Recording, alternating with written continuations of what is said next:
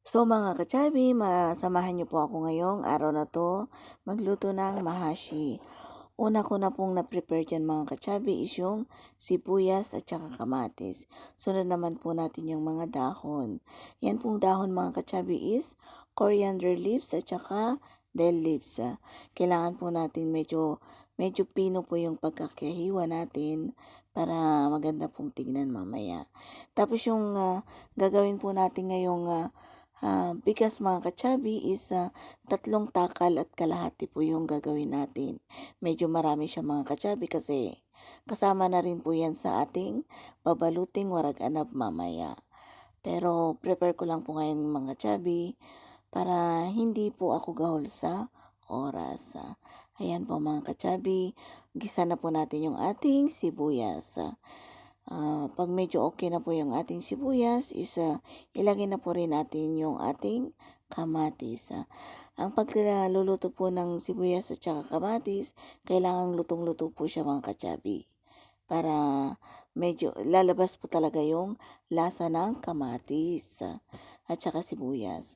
Tapos ang paglalagay ko po dyan ng ating mga asin at saka paminta is tansya lang po mga kachabi. Ayan. Lagay na rin po natin yung ating dahon. Tapos maya-maya is pwede na rin po natin patayin yung ating apoy. Kailangan lang po natin continue yung paghalo para ma-mix po talaga yung ating dahon-dahon, mga kamatis, sibuyas. Saka naman po lagyan natin ng dips roman o kaya molasses. Ayan po. Pati yung paglagay po ng dips roman is tansya lang po mga kachabi. Saka naman po natin lagyan ng pinigang lemon. 3 piraso po pala yung aking pinigang lemon dyan mga kachabi. Yan. Okay na yung ating ipapalaman mamaya sa ating mahashi. Ayan. Prepare naman po natin yung ating bell pepper. Tanggalin lang po natin yung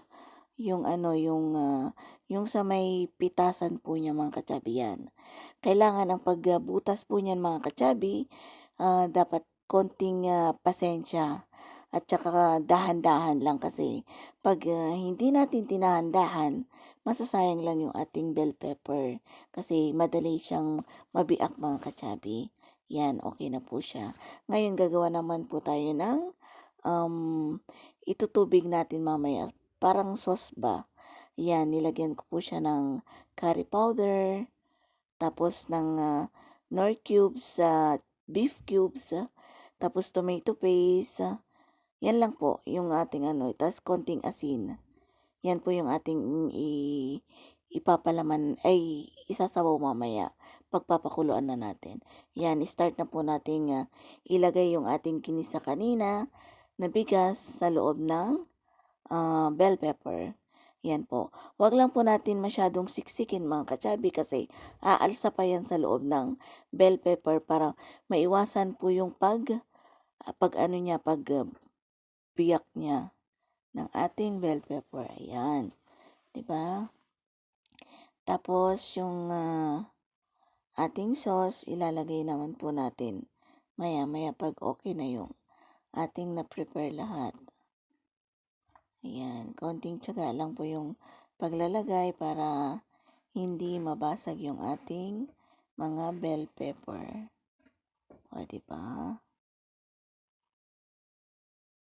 Ayan, okay na siya. Saka naman po natin ilagay yung ating isasabaw dyan yung tinimpla natin. Yan, tapos pakuluan na po natin siya ng mga 1 hour or 2 hours ganon. Sa mahinang apoy lang mga kachabi. Ayan, okay na siya. Ayan.